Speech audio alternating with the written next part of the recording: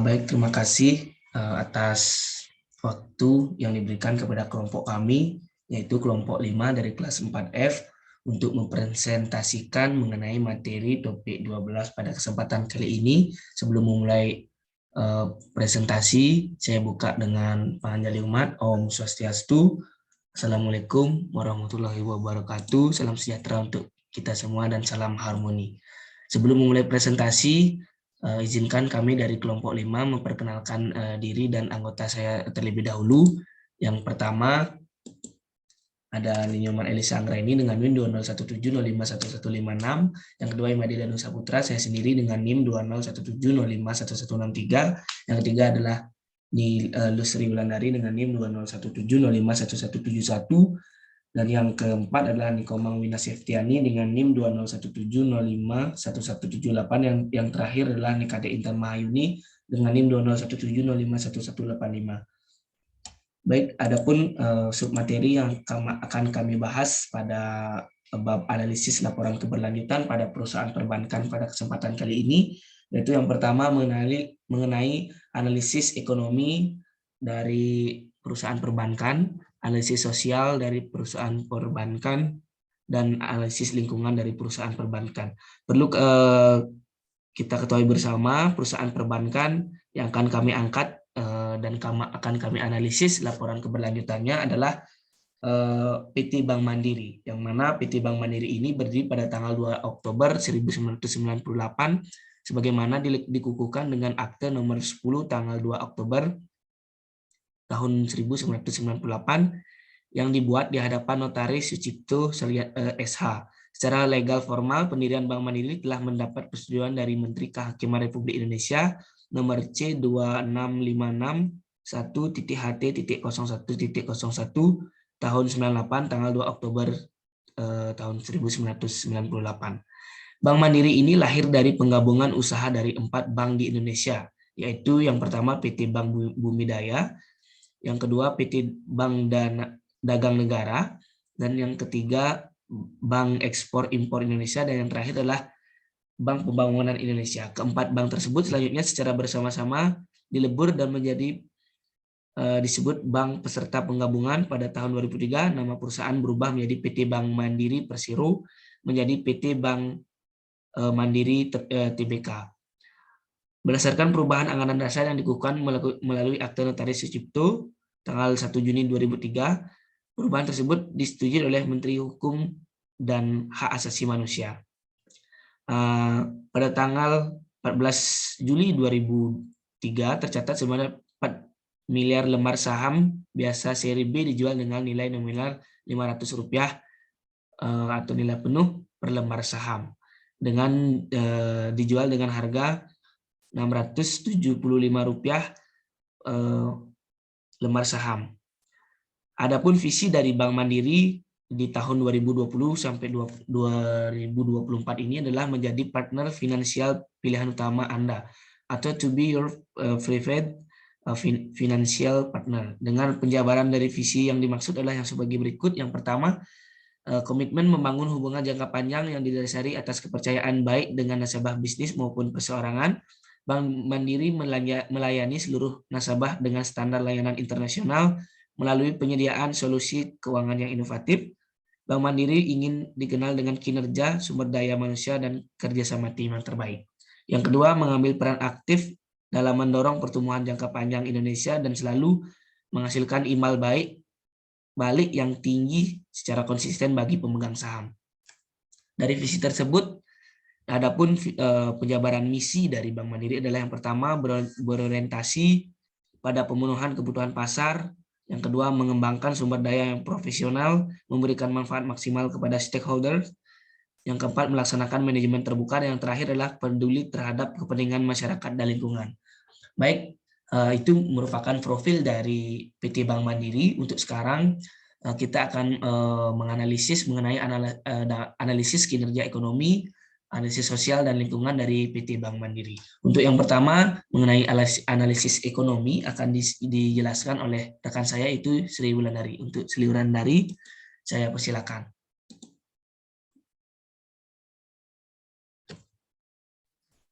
Baik, terima kasih atas kesempatannya. Di sini saya akan melanjutkan materi, yaitu mengungkapkan kinerja ekonomi. Kinerja ekonomi adalah gambaran berbagai indikator pencapaian aspek ekonomi yang dilakukan dan diberikan perusahaan kepada pemegang saham dan seluruh pemangku kepentingan. Kokoh dan berkelanjutan melintas masa. Yang pertama, tinjauan ekonomi dan perbankan tahun 2020. Tahun 2020 merupakan tahun yang sulit bagi perekonomian Indonesia. Pandemi virus SARS-CoV kedua atau COVID-19 telah menyebabkan seluruh sektor perekonomian terdampak, termasuk sektor perbankan. Di Indonesia, sejak kasus pasien positif penyakit ini diumumkan pada awal Maret, persebaran virus terus meluas dan belum bisa tertangani hingga saat ini. Bahkan Indonesia dan seluruh negara di muka bumi mesti bersiap-siap menghadapi skenario terburuk. Sebab Badan Kesehatan Dunia atau WHO telah mengeluarkan peringatan bahwa pandemi COVID-19 akan berlangsung lama. Yang kedua, digital sebagai solusi inovatif. Sejalan dengan tren global, Bank Mandiri telah menyusun peta jalan atau roadmap untuk melakukan digitalisasi layanan dan akan mengimplementasikan secara bertahap. Pada tahun 2020 misalnya, perseroan menganggarkan belanja modal atau CPX sebesar 2-3 triliun. Yang sebagian besar dialokasikan untuk digitalisasi sistem layanan secara berkelanjutan. Yang ketiga, kinerja Bank Mandiri tahun 2020. Setiap tahun, Bank Mandiri mengeluarkan rencana bisnis bank atau RBB yang disusun secara matang dan realistis berdasarkan prinsip kehati-hatian dan penerapan manajemen risiko. Di dalamnya antara lain disampaikan tentang rencana Bank Mandiri untuk meningkatkan kinerja usaha serta strategi untuk merealisasikan rencana tersebut sesuai target dan waktu yang ditetapkan. Yang keempat, mewujudkan bank berkelanjutan.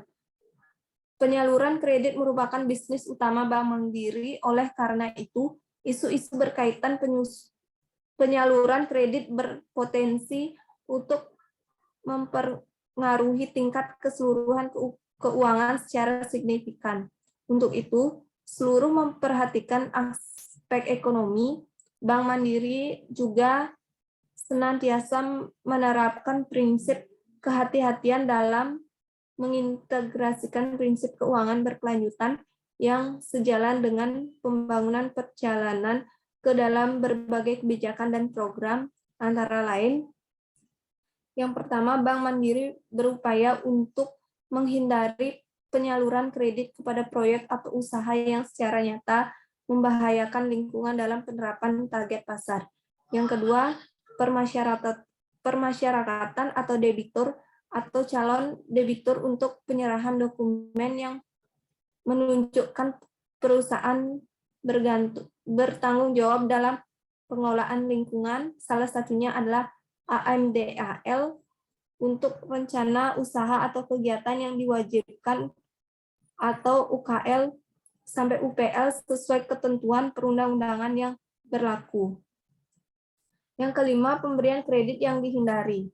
Untuk berkelanjutan usaha secara menjalankan prinsip kehati-hatian, Bank Mandiri secara berkala melakukan review kebijakan terkait sektor industri yang harus diwaspadai atau dihindari melalui Leon Portfolio Guideline yang berisi guidance mengenai klarifikasi sektor prospektif, selektif, dan waspada yang disetujui oleh direksi. Yang keenam, program inklusi keuangan. Indeks literasi keuangan dan inklusi keuangan mencatatkan peningkatan signifikan pada tahun 2019. Menurut hasil survei Nasional Literasi dan Inklusi Keuangan atau SNLIK, 2019 yang dilakukan oleh Otoritas Jasa Keuangan, indeks literasi keuangan mencapai 38,3%. Meningkat dibandingkan hasil survei OJK 2016 dengan indeks hanya 29,7%. Yang terakhir, program kemandirian edukasi dan kewirausahaan. Ide-ide bisnis terus bermunculan di kalangan muda di Indonesia. Dengan usaha keras dan sungguh-sungguh, tak sedikit di antara ide-ide tersebut yang kemungkinan tumbuh dan berkembang menjadi sumber rezeki. Tak hanya bermanfaat bagi pemilikannya, kehadiran pengusaha muda itu juga membawa berkah bagi para pencari kerja, termasuk mereka yang berdomisili di sekitaran perusahaan. Sekian pemaparan materi dari saya. Untuk selanjutnya saya kembalikan ke moderator. Baik, terima kasih Sri Wulandari atas pemaparan materi mengenai analisis kinerja ekonomi. Untuk selanjutnya mengenai materi yang kedua yaitu kinerja sosial akan dijelaskan oleh rekan saya yaitu Intan Mahayuni dan Elisa Anggraini. Untuk Intan Mahayuni, saya persilakan. Baik, terima kasih kepada moderator atas waktu dan kesempatan yang diberikan kepada saya. Di sini saya akan menjelaskan materi mengenai kinerja sosial. Analisis sosial dapat didefinisikan sebagai bagaimana suatu perusahaan dapat memenuhi kepentingan stakeholder primer maupun sekunder. Tumbuh berkelanjutan dengan sumber daya manusia pilihan. Sumber daya manusia merupakan aset strategis bagi Bank Mandiri untuk memberikan pelayanan terbaik terhadap nasabah, sekaligus merupakan kunci penting untuk menghadapi persaingan bisnis di industri perbankan yang kian ketat. Next.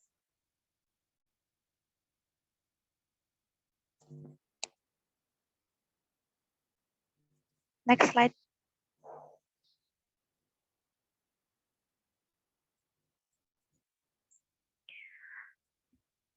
Adapun penyusunan program pengelolaan di bidang sumber daya manusia secara matang dan komprehensif.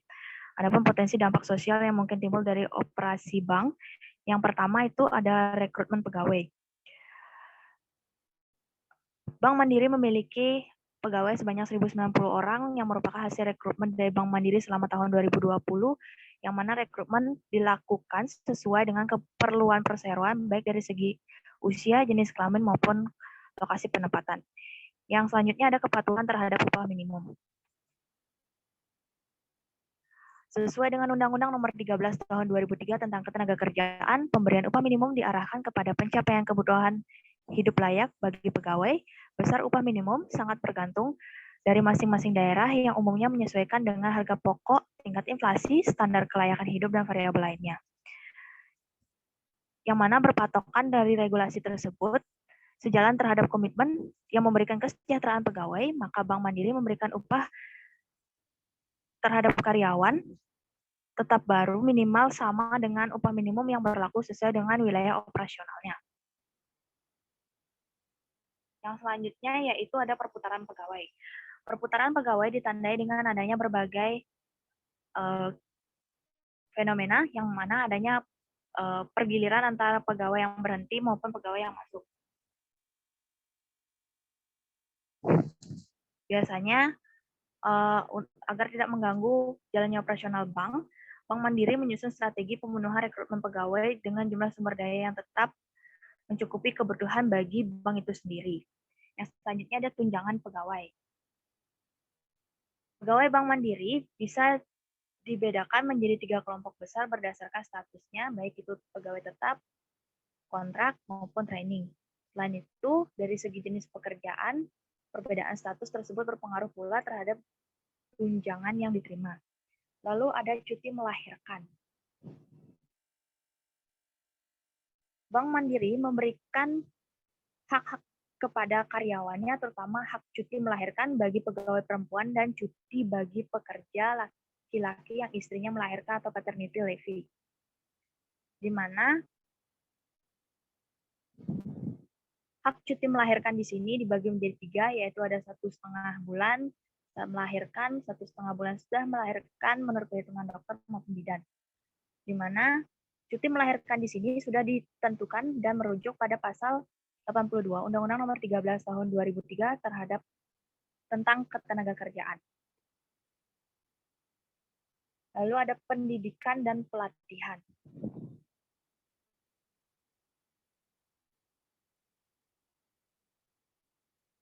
Bank Mandiri untuk memenuhi kebutuhan operasionalnya selalu melakukan pelatihan dan pendidikan kepada pegawainya untuk mendapatkan sumber daya manusia yang berkualitas.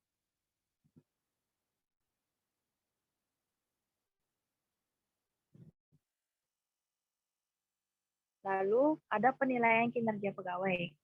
Penilaian kinerja pegawai dilakukan untuk menilai seberapa besar kemajuan dan juga kinerja dari pegawai serta kemajuan terhadap bank itu sendiri selama beberapa periode.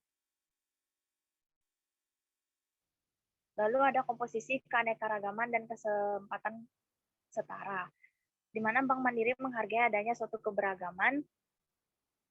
Oleh sebab itu, Bank Mandiri memperlakukan seluruh pegawainya secara sama dan adil tanpa adanya membedakan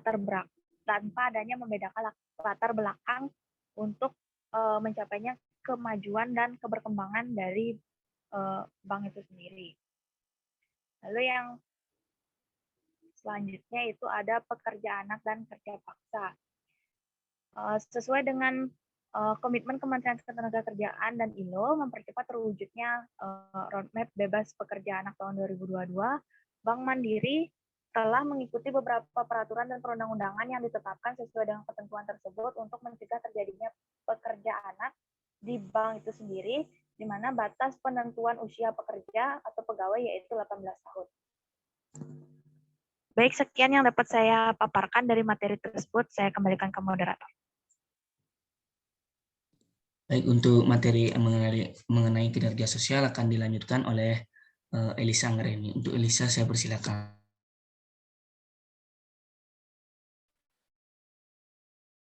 Baik, terima kasih atas kesempatan yang diberikan kepada saya untuk melanjutkan presentasi kali ini. Selanjutnya yaitu mewujudkan kecelakaan kerja nihil sebagai prioritas. Lingkungan kerja yang sehat dan aman sesuai kaidah keselamatan dan kesehatan kerja merupakan salah satu syarat untuk terwujud ketenangan kerja bagi segenap pegawai Bank Mandiri. Selanjutnya yaitu landasan kebijakan. Bank Mandiri mewujudkan lingkungan kerja yang sehat dan aman mengacu pada serangkaian peraturan dan perundang-undangan di Indonesia yang mengatur tentang kesehatan dan keselamatan kerja serta kebijakan internal perseroan. Selanjutnya ada komitmen penerapan ketiga dalam upaya mewujudkan tempat kerja dan lingkungan kerja yang aman dan nyaman bagi seluruh pekerjanya. Bank Mandiri telah membentuk Panitia Pembina Kesehatan dan Keselamatan Kerja atau P2K3. Selanjutnya itu kegiatan terkait keselamatan dan kesehatan kerja. Keselamatan dan kesehatan kerja atau ketiga merupakan salah satu prioritas bagi Bank Mandiri dalam upaya mewujudkan tempat kerja terbaik yang aman dan nyaman. Yang terdiri dari pemeriksaan terhadap peralatan proteksi kebakaran gedung secara berkala, lakukan standarisasi spesifikasi, menyampaikan informasi keadaan darurat kepada pegawai, mengadakan pelatihan kesiapan tanggap darurat kepada penghuni gedung, dan yang terakhir melakukan simulasi evakuasi. Baik, sekian presentasi dari saya kembalikan ke moderator. Baik, terima kasih Elisa atas pemaparan materi. Untuk yang ketiga yaitu mengenai analisis mengenai kinerja lingkungan yang akan dijelaskan oleh Wina Septiani. Untuk Wina, saya persilakan.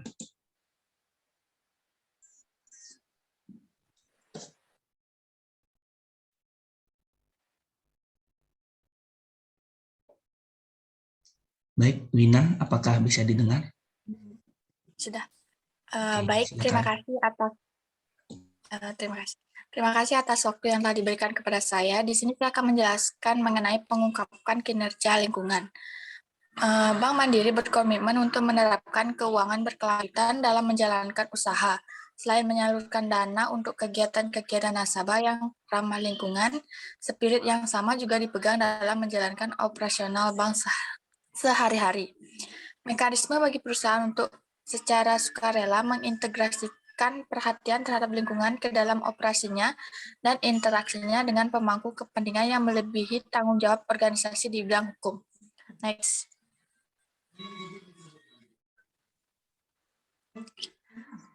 Tujuan dari kinerja lingkungan yaitu yang pertama, bersama mewujudkan lingkungan yang lebih baik. Bidang usaha yang dijalankan lembaga jasa keuangan, terutama perbankan, tidak berdampak langsung terhadap lingkungan, namun demikian melalui pembiayaan yang diberikan kepada para debitur, lembaga-lembaga. Yang kedua, penggunaan bahan baku atau material.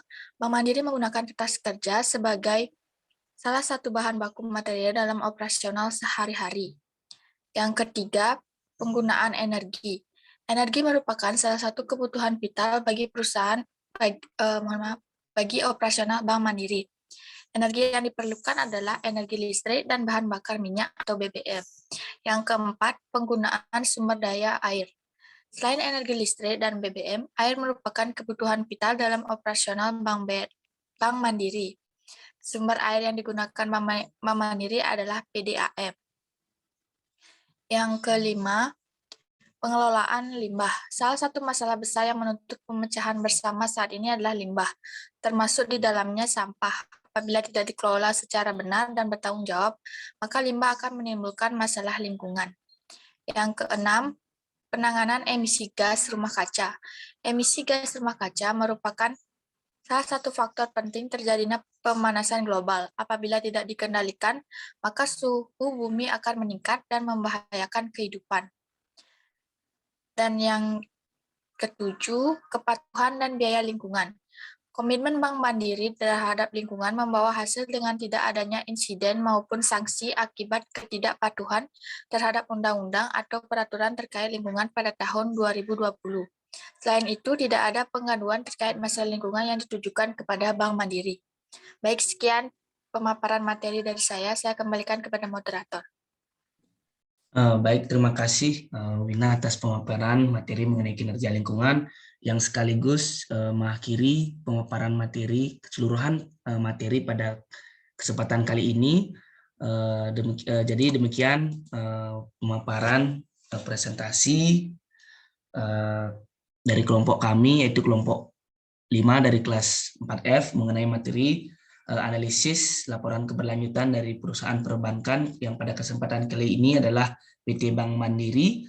Kami mohon maaf jika ada kesalahan kata. Kami tutup dengan Paramasanti Om, Santi Om.